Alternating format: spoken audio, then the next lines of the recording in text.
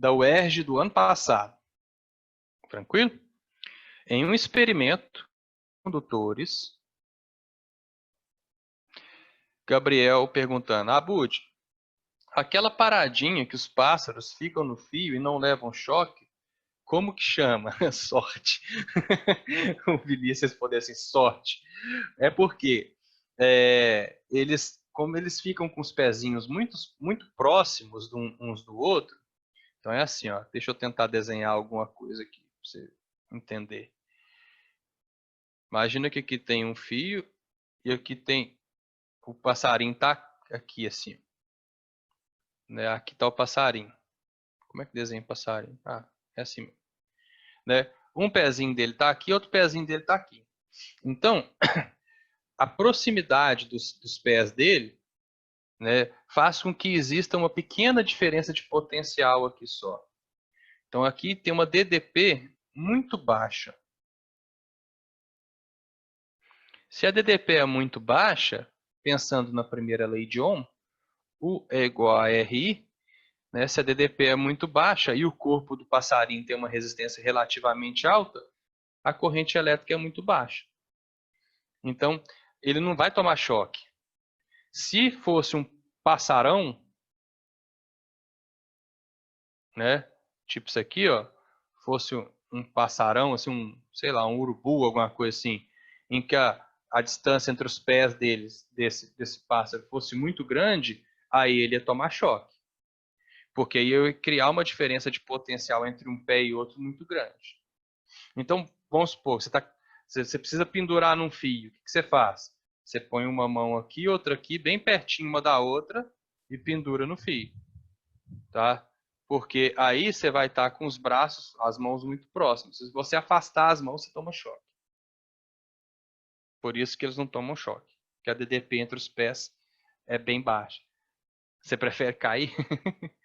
Então vamos lá. Em um experimento, 4 condutores, 1, 2, 3 e 4, constituídos por metais diferentes, ou seja, cada um tem a sua resistividade, e com o mesmo comprimento e espessura, estão submetidos à tensão elétrica. Então, ó, se a gente pensar aqui na segunda lei de Ohm, né, eles possuem o mesmo comprimento, então o comprimento é igual, e a mesma espessura, a mesma área de secção reta. O que vai diferenciar a resistência elétrica deles é a resistividade. Quem tiver a maior resistividade vai ter a maior resistência elétrica. Tá bom?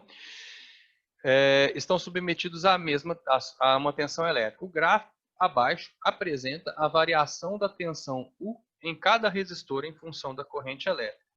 Resistor 1, 2, 3, 4 e assim por diante. O condutor que apresenta maior resistividade elétrica então, quem tiver a maior resistividade vai ser aquele cara que vai ter a maior resistência. Ó, a resistência ela pode ser vista em um gráfico de U por I pela inclinação do gráfico.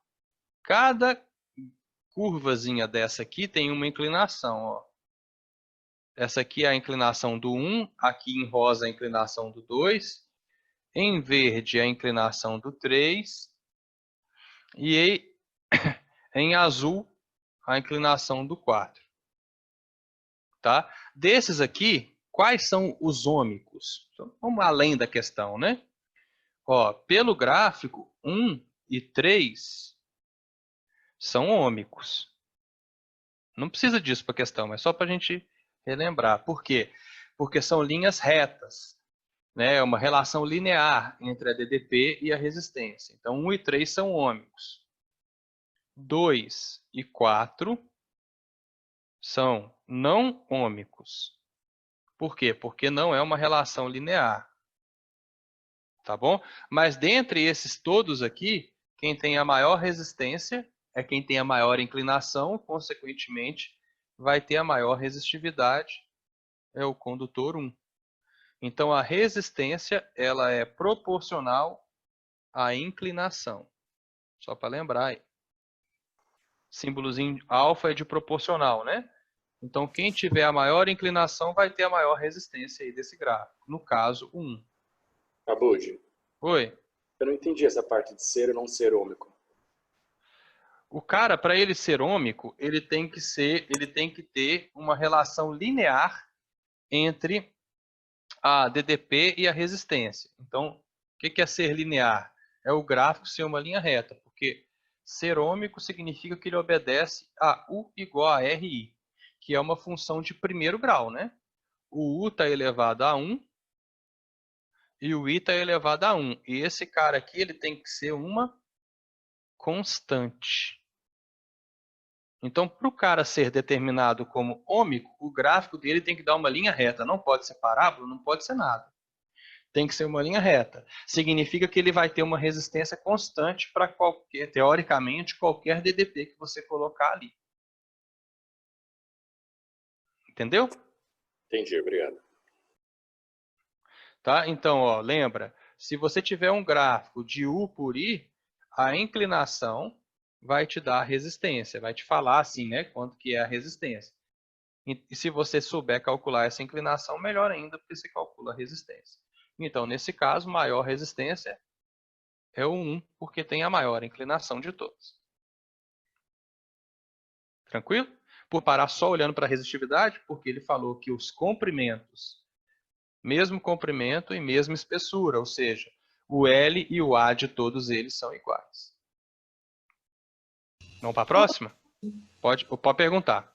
Você chegou nisso da inclinação por causa da fórmula R é igual sobre I? Então, quanto maior o U, maior o R? Uhum. Ah, tá, entendi. Obrigada. Isso mesmo. Porque isso aqui, ó, U igual a RI, é uma função de primeiro grau. Como é que são as funções de primeiro grau? Elas são y igual a ax mais b. Só que no caso da primeira lei de Ohm, esse b aqui ele sempre vale zero. Então eu fico com U igual a RI. Esse A aqui não é a inclinação? Vocês já aprenderam função com o Zé esse semestre? Ou com o Bruno? Ainda Né? não. Ainda não. O A da função de primeiro grau é a inclinação. Quem que está no eixo X? O I. Quem está no eixo Y? O U. Então, ó, o U é o Y, o I é o X. Sobrou o R para ser a inclinação. Então, quanto maior a inclinação, maior o R. Tá? Eu falo de novo, vou falar. Toda aula eu falo. Quando vocês estiverem aprendendo função, deem a vida para entender. Estudem função, que é um divisor de águas na maneira de pensar. Não é só a matéria, não. A ideia de função matemática inventada por Newton, tá? O Newton inventou a função matemática para trabalhar na física, porque ele queria descrever o movimento dos corpos celestes, não tinha como, então ele inventou o cálculo diferencial integral. Função matemática é a coisa mais importante de todas as matérias, todas, porque isso é um estruturante do pensamento humano. O ser humano ele pensa uma coisa em função da outra, e a matemática traduz isso para a gente. Então, estudem função matemática, a ideia de função. Aqueles negócios GOF, FOG, aquilo é importantíssimo, tá? Vamos lá, vamos para o próximo exemplo. Então, vamos lá. Esse aqui é EAR da Academia da... Esqueci, esse aqui é do Exército da Aeronáutica, tá? O pessoal acha que sempre... questão de vestibular, de concurso militar e tal, é muito difícil, vocês vão ver que não é tão difícil assim não. O gráfico a seguir corresponde ao comportamento da corrente elétrica que percorre um condutor em função da diferença de potencial a ele aplicado. Está vendo que é uma linha reta? Se é uma linha reta, eu posso garantir que esse cara aqui é ômico. Se ele é ômico, ele obedece à primeira lei de Ohm, U igual a RI. Não, esse aqui eu peguei exercícios extras, Ana Júlia, tá? Mais recentes. Vinícius, se o passarinho encostar em dois fios, ele morre na hora, tá? Eu esqueci de te responder essa. E Ana Júlia, isso aqui é extra, tá? Mas eu estou salvando e vou mandar para vocês. Então, se é uma linha reta, é ômico, significa que eu posso aplicar U igual a RI para calcular qualquer coisa aqui. Esse tem na apostila, Igor? Beleza. Depois, qual que é a página dele? Tá tudo na 3, essa matéria Então, isso aqui está na página 383. Então, isso prova que o material do alfa está muito bem atualizado, né? Porque isso aqui é bem recente. No praticando. Então, vamos lá. Sabendo que esse condutor é constituído de um fio de 2 metros de comprimento, opa, o L, então, é 2 metros. Já vai fazendo um croquis aqui, ó.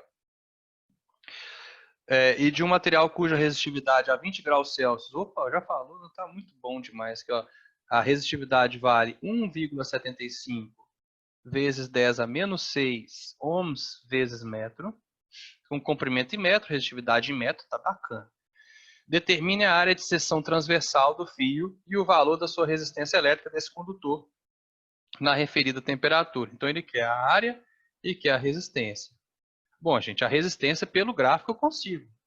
É só eu pegar qualquer ponto aqui, ó. Vamos pegar aqui, ó, esse ponto aqui. Naquele ponto ali, ó, quando a DDP vale 50 volts, a corrente elétrica vale 100, cuidado, miliamperes. Aqui está em volts, ali está em miliamperes. 100 miliamperes é a mesma coisa que 100 vezes 10 a menos 3 amperes. De novo, para lembrar, mili, micro, nano, pico, né? Mili, micro, nano, pico. Isso aqui pode vir qualquer unidade de medida aqui depois desses prefixos, né? Mili é 10 a menos 3, micro é 10 a menos 6, nano é 10 a menos 9, pico é 10 a menos 12. Qual que eu tenho que decorar, pessoal? Esses três aqui são os mais importantes. Tá? Bota um asterisco, porque esses são os que mais caem. O pico cai pouco. E cuidado também para você não confundir pico alguma coisa com a resistividade. Né? Falta letra na física. Tá? Então, o que eu faço? Aplico o igual a RI para achar qual é o valor da resistência elétrica desse material. Quando a DDP é 50, a corrente vale... O que é 10 vezes 10 a menos 3 mesmo? É a mesma coisa que 10 a menos 2 amperes. Né? Que eu posso andar com a vírgula para a esquerda, fica 1 vezes 10 a menos 2. Ô, Abud, ali não é 100 vezes 10 a menos 3, não? Valeu, eu escrevi errado. É 100 vezes 10 a menos 3. Eu escrevi 10, né? Brigadão. Então aqui vai dar 100 vezes 10 a menos 3 é igual a 10 a menos 1. Muito obrigado.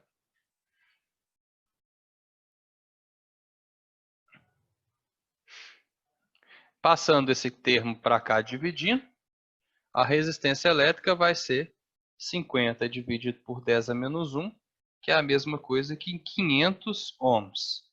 Então, não é a letra A e não é a letra C. Sempre é bom você ir eliminando, gente, porque vai que falta tempo para você depois. Pelo menos você tem uma chance a mais aí de acertar. Agora eu quero a área de secção reta.